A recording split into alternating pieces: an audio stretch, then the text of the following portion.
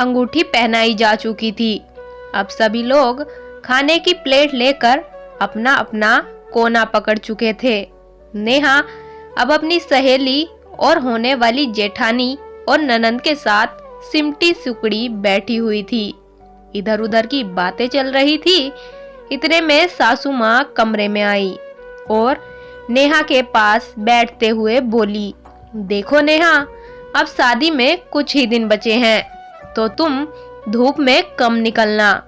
बेसन, दही और हल्दी का लेप रोज रात को लगाया करना, उससे रंग साफ हो जाएगा।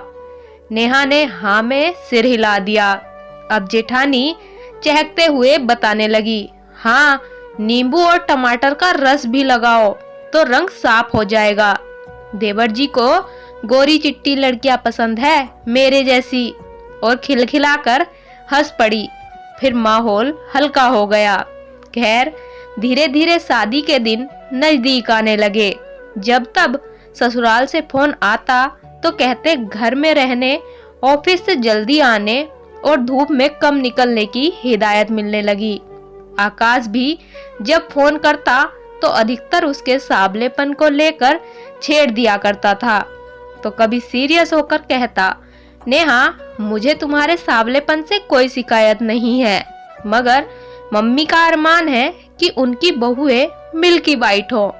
अब भाभी तो है, तुम थोड़ी सांवली हो, तो वो जो टिप्स देती है मान लो ना, आखिर खूबसूरत तो तुम ही दिखोगी।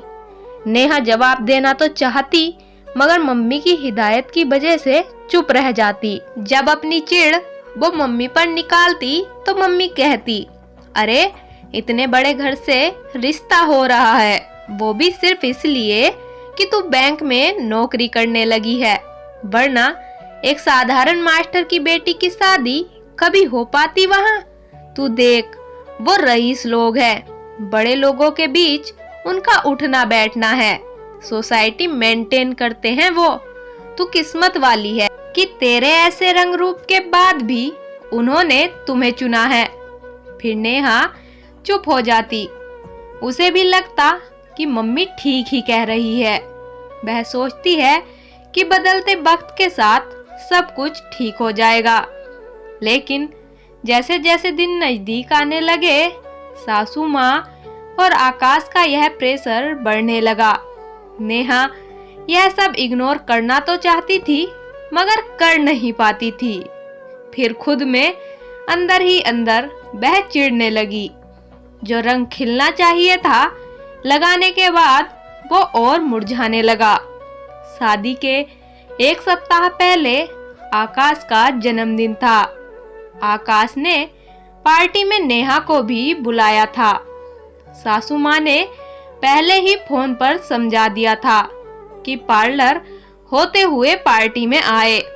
माँ ने भी भाई के साथ उसे पार्लर भेज दिया।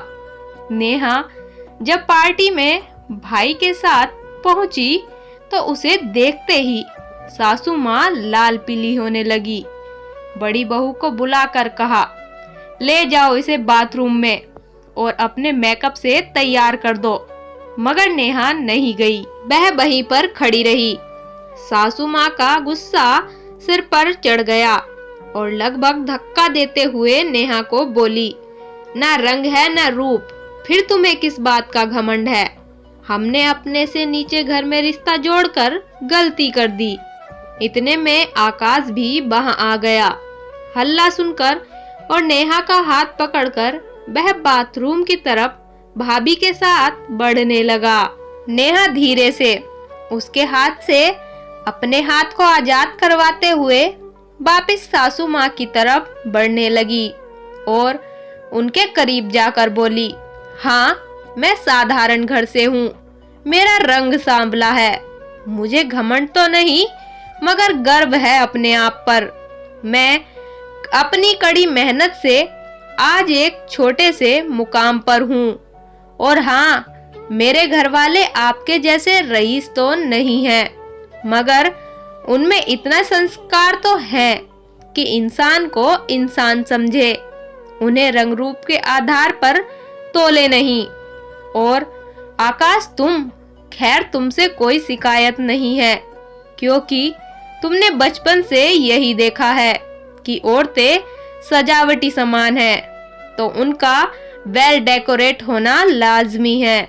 कहते हुए उसने अपनी अंगूठी निकालकर अपनी होने वाली सास के हाथ में थमा दी और भाई का हाथ पकड़कर हॉल के बाहर निकल गई, एक आजाद हवा के झोंके की तरह।